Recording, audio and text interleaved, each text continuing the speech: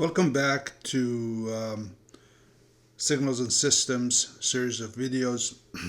This time we're going to talk about linear time invariant systems property.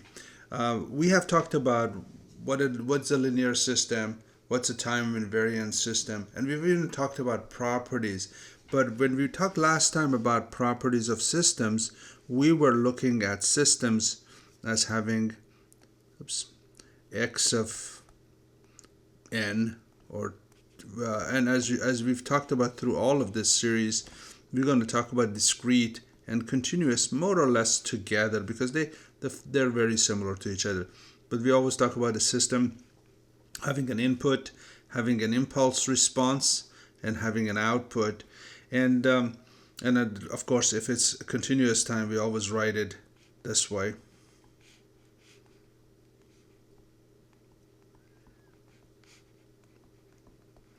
So what we're going to do here, we're going to assume the systems we are selecting, all of them are linear and time invariant. So that's going to be our assumption as we go through this thing. And for all the properties we're going to do here, we're going to be very much focused on impulse response, and more. Not only we're going to be focusing on impulse response, we're also going to be relying on our understanding of convolution and what those properties in convolution help us say about the system. So convolution is an important part of this discussion as well. So let's go ahead and jump right in and start looking at these properties. The very first property we're going to be looking at is called the commutative property, which they're very similar to what we've seen in normal algebra as well. So the commutative property basically says if you're calculating your y of t as x of t convoluted with h of t, you could also decide to do it as h of t convoluted with x of t.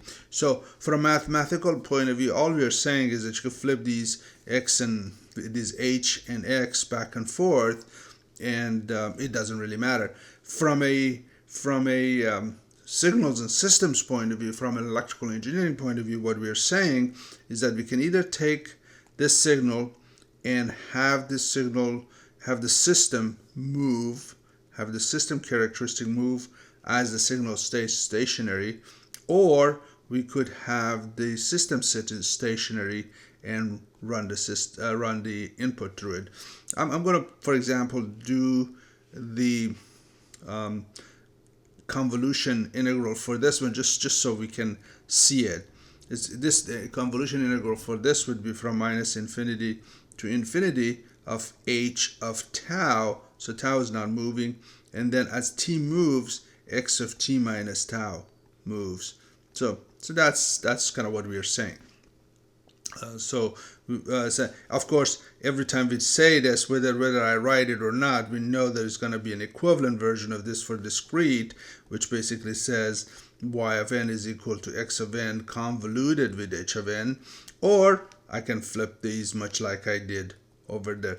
The difference being, so I can basically say this is also the same as h of n convoluted with x of n. So I can move those around.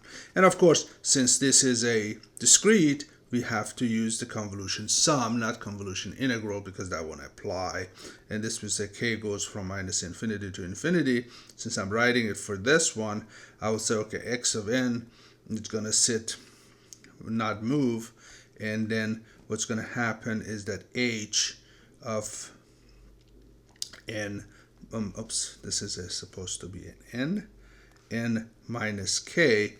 So since n changes, then h of n is the one that is moving. Anyway, so that's the commutative property. The next one that is very common and useful to have is called the distributive property. Okay, and then these properties, even though they seem relatively ordinary properties, they're very useful to us, especially as our systems get complex and we have to modularize our systems, basically break them to smaller chunk, design the smaller chunk, and hook them up to get a more complex one. For example, if I have an input, I want to calculate an output. My input goes through a system, but the system is kind of complicated. It's made out of, there should be a convolution here, is made out of two systems, two complex functions, one h1 of t added to another impulse function of h of 2. This could be a complex system. Rather than building one complex system, I like to build two smaller systems and then add the results together. Since I have a linear system, I could do that. So let's take a look at this. This would be x of t convoluted with h1 of t, and x of t convoluted with h2 of t. So what we're basically saying is that go ahead and take your input, run it through a system that's h1 of t, take your input, run it through an h1 to h2 of t, add them together, and that's the same as if you ran your input to this more complex system.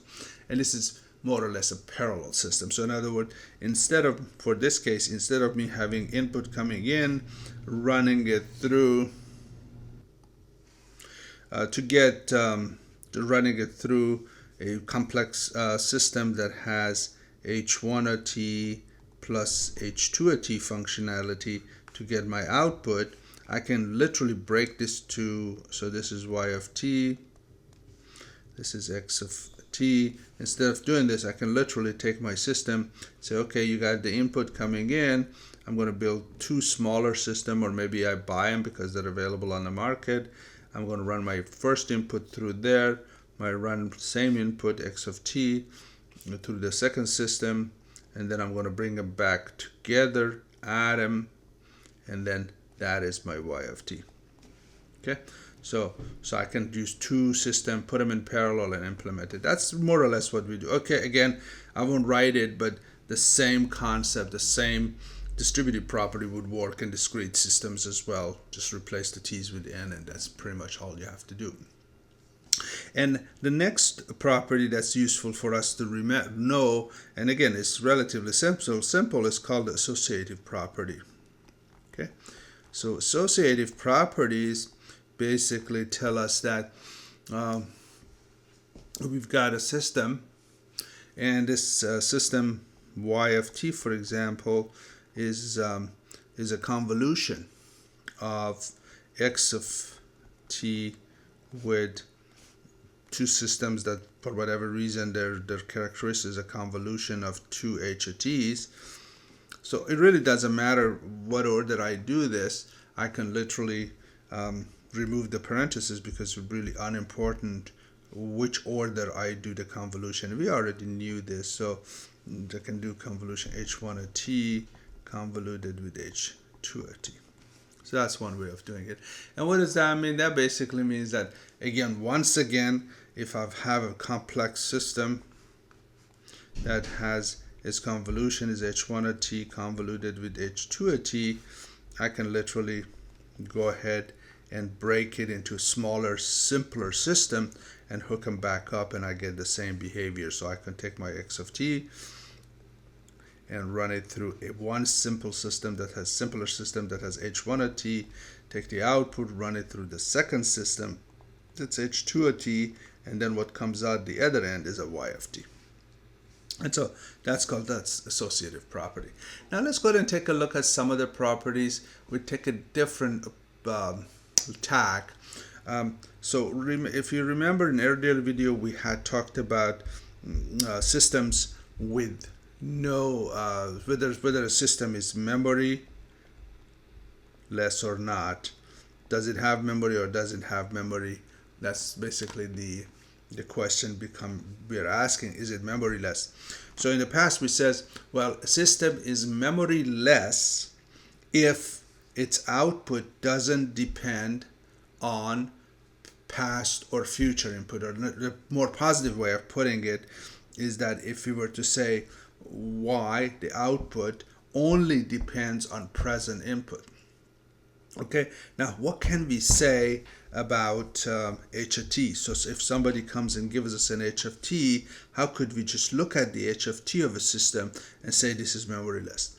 If if you remember, now we got to go back and think about convolution. If you remember about convolution is we take the input, we'll take the input and we convolute it with the output. So input, whatever the input is, it's going to be convoluted with the h of t. So if h of t is anything more than an impulse at 0, it's going to be looking into the future and the past input to pick it up. So if you want a memoryless system, you must have a h of n that is only some constant value times some constant value times an impulse response. So it's only non-zero at in this case is n at 0. That's it. Of course, the continuous time would be very similar to this. So k delta t. All right, so that's memoryless. Now let's go ahead and take a look at the next thing. What if I wanted my system? The question they're asking me is the system invertible. Well, then you take a look at it and say, okay, so that invertible system is if I have an input, run it through my impulse response, and I get an output. This is x of t. For every output, I should have a unique recoverable input. Okay? So how could I make sure that's the case? To make sure that's the case, you gotta find, if h of t is given, you have to be able to find a h prime of t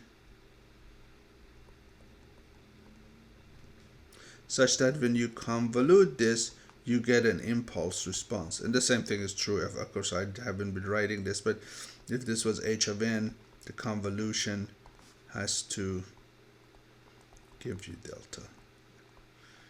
Right? So what does that mean? That basically means that, so I take my x of n, let's do it this way, and I run it through my system, h of n.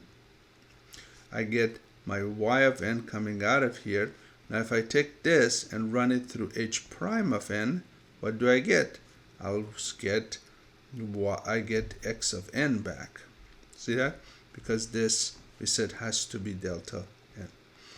And this basically tells us for every input I get an output. For every output I get a unique input back. So basically I can go back and forth without losing anything. That's called the invertible system. Okay. Let's go ahead and take a look at another system, another property of a system, and that is the causal system. It's causality. So that would be the question: is our system causal?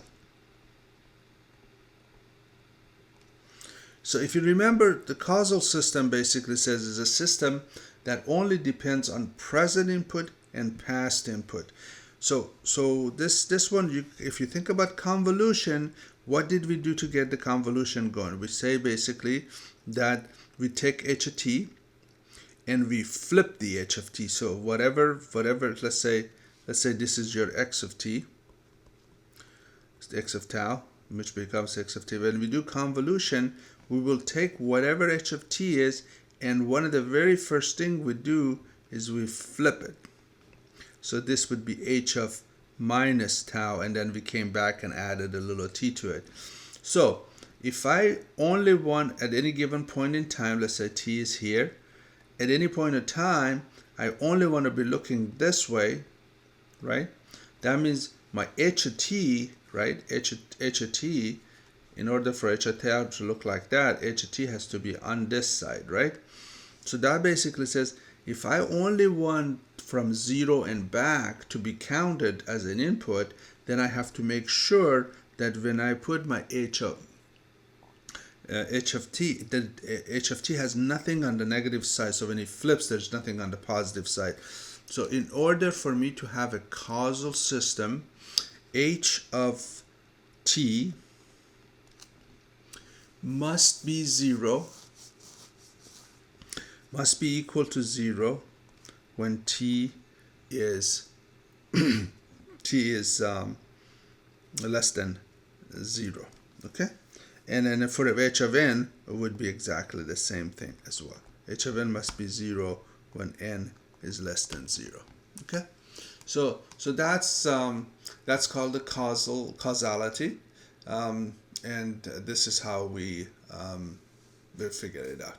Okay, now the next property we'll look at is stability, and if you recall, the stability of a system is said to be stable if for every finite, non-infinite, finite value of x input, we have a finite output. And if you look at, just simply look at a convolution integral, you say, okay, value of y of n is going to be equal to the summation of h of k x of n minus k, or the other way. It really doesn't matter. However, we do not write it. But in this case, it's probably easier for us to write it like this because of what we want to do. So if I want this thing to be less than infinite, right, less than infinite, then I know this by definition says the input is finite, which means the input is less than infinite. So the only thing that can make this infinite is what?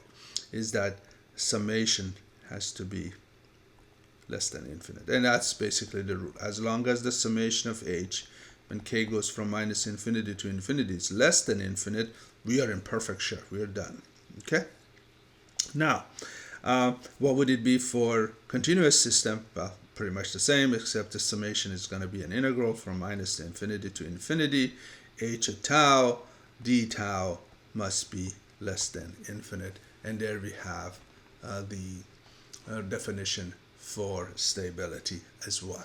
Okay, so that's kind of a set of examples relating to properties, and let's take a quick look at the properties really quickly just to make sure we have them all here. We started by talking about the commutative property, which just basically means you can put them in any order, there's no problem. Distributive property means the order that you can multiply them in. If you want to think about multiplication, you can convolute each item in the parentheses with the input and then add them together. This is a way for us to break a system into its equivalent parallel system. Associative property basically says doesn't matter which order you multiply multiple item, convolute, I keep saying multiply because those properties are very similar to multiply, but we are talking about convolution here, even though we are using star. So the associative property basically says if I've got a complex system, I can break them into its equivalent series product. Get one module that does part of it and get another module that does another part of it. And then find that the other properties were memoryless. Memoryless basically says you have to have your h of n be an impulse at 0 if you want to be memoryless. And memoryless means that you don't depend on any input other than the present input. Invertible means for every one input I've got one output, and this is a more challenging one to do. If somebody gives you a system, in order for you to prove that it is invertible, you have to find another function that when convoluted with the impulse gives you a impulse response, gives you an impulse function. Okay, and then causality basically says the output is only going to depend on input, present input and past input. In order to make sure that is the case, you got to make sure that your h of n has nothing in the negative side, so when you create h of t minus tau, there's nothing on the positive side because you're flipping. Okay, and stability simply says that the summation of impulse response has to be less than infinite in the case of discrete, or integral less than infinite in the case of continuous, because by definition, stability is when input is finite, the output will be finite. And since input is finite, we don't have to necessarily worry about it. Great. So we've covered the properties for linear time invariant systems.